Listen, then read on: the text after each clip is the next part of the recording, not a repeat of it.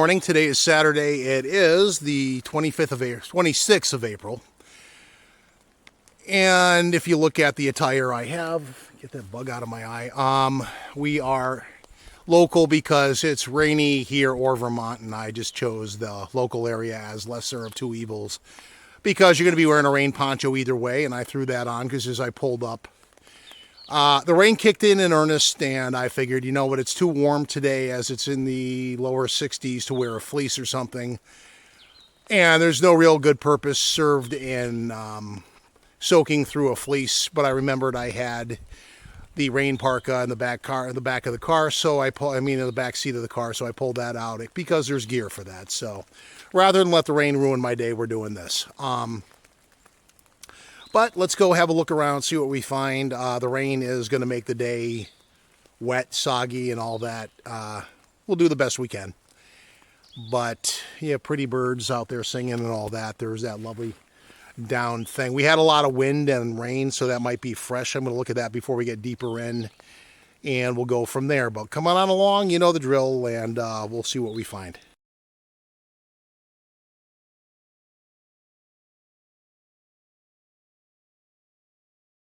Take a look at this real quick while we're here, and this coloration right here, we had a storm last night, so this is something that happened relatively recently anyway. It'd be a different color wood, like closer to what's on the inside had it been longer, but it's also, you can see why, because the tree was hollowed out. We have a issue in Connecticut with invasive boring insects, unlike the gnat-like things that are trying to drink my eye fluid at the moment and get out of the rain under my hat. Causing me to maybe just give up on the hat and just get wet. But interesting, healthy bit of lichens growing all the way up the tree from the look of it, and different type over there. But this is I'm doing this kind of like to make another point too. When people show alleged stick structures right up until recently, they don't do what I'm doing right now a lot of the time. Like, let's go over and take a look at the actual damage and the makeup of the tree. Technically, this is a stick structure, but this is clearly something where the trees broke and stuff piled up the way it did. This is naturally occurring. I'm not claiming this is remotely anything remotely Bigfoot phenomenon oriented. But big trees, and they came down, and I mean, this is a large, heavy tree with some interestingly weird, almost like hieroglyphic looking shit on the wood. But regardless, that's an example of a naturally occurring tree break that happened from weather related phenomenon. There was another one over there, smaller tree. There's a lot of that in here. So just one more example of things in the field where you have naturally occurring conditions causing the damage, as opposed to big hairy monkey people that would be a lot more obvious had they been seen. There's some more over there too, debris. Anyway, we're going to get moving like we said in the beginning and try to see if there's anything on my mind that's new and exciting in the world of Bigfoot in the community. But I see a lot of memory-related stuff on Facebook lately, so maybe not. It's been a slow week or whatever. But that's why you're out looking for new signs of life. Spring is popping, so with that, like in the winter, you have some things happen out here where certain phenomenon will pop up. A former Nezra member had pointed out it was probably groaning ice. And this year, possibly, last year was more of a pulsating sound, and I'm going to call bullshit on that assessment, because groaning ice, when you have the various pressures, does not make a pulsating sound that almost sounds like a freaking subwoofer backfiring. That's a whole different thing. So, sorry, but no, that's no sale on that. At least that one particular episode of it. But I'm going to take a segment break here. I just wanted to get a look at some of the newer damage and things like this. This is an older one, I think, overturned. Technically a root ball, but not a very big one. It didn't have what I hoped. Some of them have like the rocks in between the trees, so it's kind of an interesting thing to look at. But I'm going to be hucking the whole day too because allergies. And this is the lesser version because this is the week when all the green dust is on your car and on everything and conceivably in your lungs. So yay, your eyes burn and all that happy horse shit. But this is going to give me a break. Tomorrow, if we have the sun come out, it'll probably be miserable because all the more blooming will occur. But we're going to take a segment break. As I said, I usually say it 3 or 4 times before I usually actually do it. But we will, and we're going to head over that way and dig in and see what we find. We'll take things from there. We'll be back in a... not to point out some stuff, but this is not Bigfoot related. This is more respectful outdoorsman stuff. I have come across this morning. This is not Bigfoot related. You notice Bigfoot doesn't have a saw. This is bushcrafter stuff.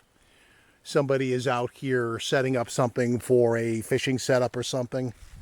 Notice I'm walking away. I kind of like out of curiosity looked at what they did, but you don't touch their stuff. Their stuff is not your stuff. Respect things. Just to make the point, if you go over into that direction in there, there's a tree stand in there somewhere and a couple of other hunters' spots where things are left from time to time. And the proper etiquette is to leave that shit alone because it's not yours, and this is an area where multiple people during the course of whatever season they're hunting or fishing in, they share that space, and it's just a matter of common courtesy. Because that's how that works. Simply, it's a outdoorsy version of do unto others as you would have them do unto you, which means if I left something out here in the way of a bushcrafting camp like that, I would hope people wouldn't fuck with it, therefore I don't screw with theirs. Just making that point. Although I would say that from what I've seen, the bushcrafting community is a bit more mature than a lot of the Bigfooting community. Sorry, I'm not going to fucking apologize for that. Prove me wrong. But again, quick check-in with that point. And we will move in this direction parallel to the pond and see what we find. The day continues. Looking like this is going to end up being more of a forestry related thing because we're in the season of change right now. What I saw, you have these things all sprouting around here. Number one, plenty of them. And I've seen that is naturally occurring whether you like it or not, a bumblebee trying, I thought he had a nest in a stump, but he wasn't. But my thought at the time was you have a bee's nest in here, so it's a place to avoid. Despite the fact that bumblebees, in relation to other species of bees and hornets and insects that can sting you, are probably one of the least aggressive. Provided you don't walk up and like do a freaking running soccer kick into their nest and expect them not to react by stinging you. You leave them alone, they are usually a very non-aggressive bee, so leave them the fuck alone. I could go into a whole tirade about pesticides like needlessly killing bees and other freaking pollinators, which is not something we should be doing, but we'll leave. That's one of my few lefter-leaning opinions, but it's not wrong. That's just fucking common sense. Clearly the rain is not going to quit anytime soon, so I'm just making the best of the day. But I put the poncho on early, so I'm just accepting the day for what it is. And yes, the poncho gets wet, I get a little wet, but whatever. Kind of like, fuck you, rain demons. We're not going to freaking cave into the day just yet. I also saw a big raptor fly off down here, so I'm looking to see if he had lunch. I don't see a lot of Bigfoot stuff, but I do see nature playing out, so I came over this way to see if there's like any kind of an obvious carcass because I didn't see him fly off with the actual kill, so I don't know if I interrupted and lunch got away, because I have seen that happen in other places.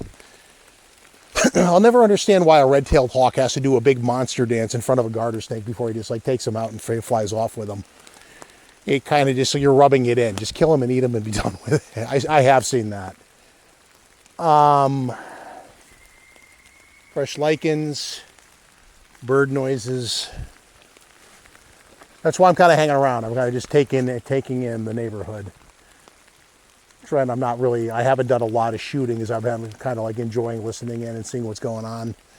The bushcrafting camp was a kind of a neat fit too, because I do fish in that pond on occasion too. Maybe I ought to video that sometime.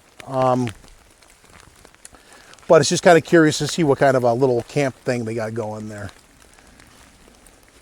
Kind of an interesting spot to do that, because you're not so far in that you have to go 10 miles with supplies, but you're far enough out that if no one's really here looking for that kind of thing, they're not going to find your stuff.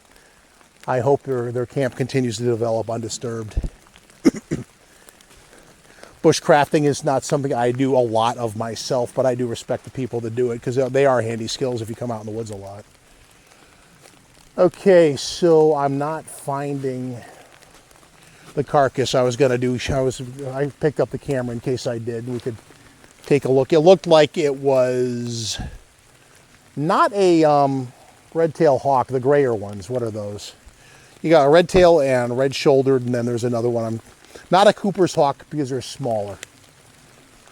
But it was like a large grayer-looking hawk of some kind, or maybe it was an owl. I don't think so.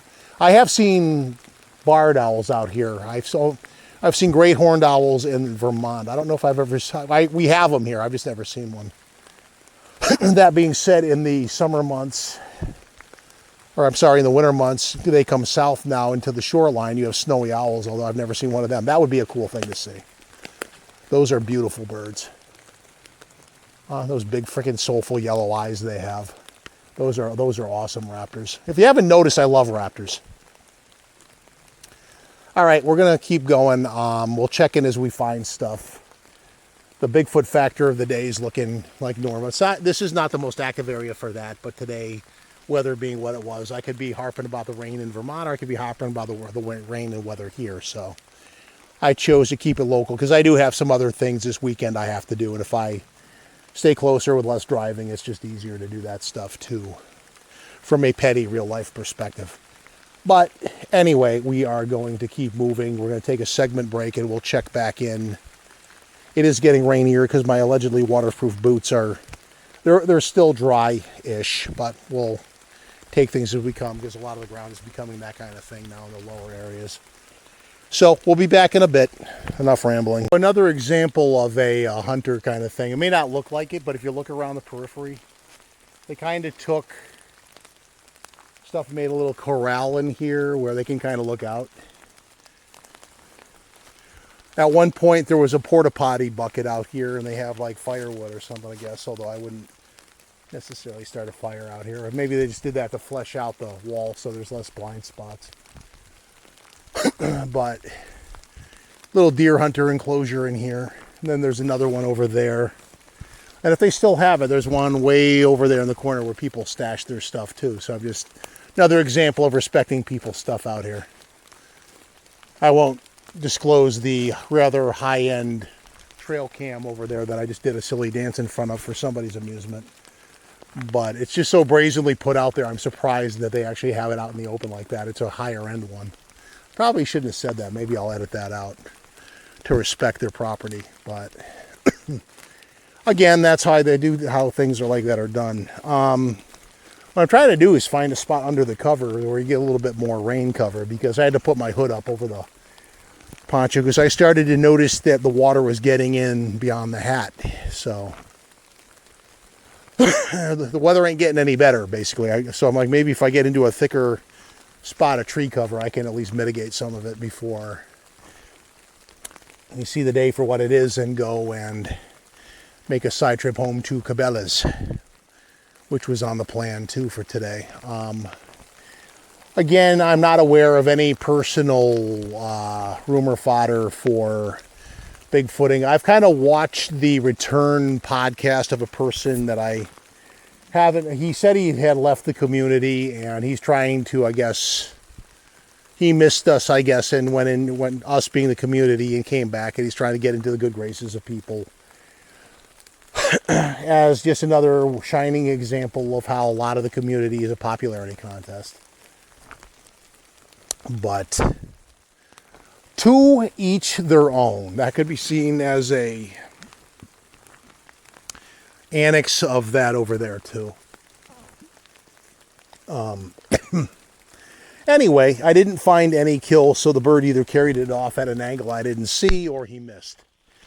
But it was a big gray hawk. I don't know. It wasn't a red tail or a red shoulder. I got to go back and see what else we have in here. There's like 4 major species. It was probably one of the other ones. And right now I'm brain farting in the rain so that it's not coming to me what they would be called. Not a Cooper's hawk because they look different. It was white and gray as opposed to white and kind of like the brownish that a red tail or a red shoulder is. I also got a kind of a glimpse from like through trees over there, so also there's that. So maybe I didn't get a perfect view of it. But I'm going to go this way a little bit more. I'm going to take a camera break because I can only lean over the camera to keep it dry to any degree. So if the segments seem short, it's because it's raining and a soaking wet camera really doesn't do you any good. So we're going to do that, and hopefully the camera will behave. So far, so good, though. Anyway, we'll be back in a bit, and if anything exciting pops up. I did hear something shift around over that way in the undergrowth, so there may be something out here in the way of a deer or something, or maybe a bear. But the thing is, if you notice, everything around here is green, gray, or brown. So if you have a black shape walking through the wood line, you do tend to notice that pretty quickly. Because I've done that before, and a lot of the time, if you had like one off the distance going that way, and you just look at him, if he knows you're here, he's going to run the other way, or he's going to keep walking that way. Just let him do it, and that's probably the end of it. I have bear mace, and I've never had to use it yet, though. Knock on wood. I'm going to put the camera away to keep it from getting thoroughly soaked, and we will continue on our journey. I'll wrap this one up because as you listen to peepers out there, it's wet, it's getting wetter, and that's where I'm going to wrap this one up by saying like, subscribe, leave comments, observations, suggestions, the like.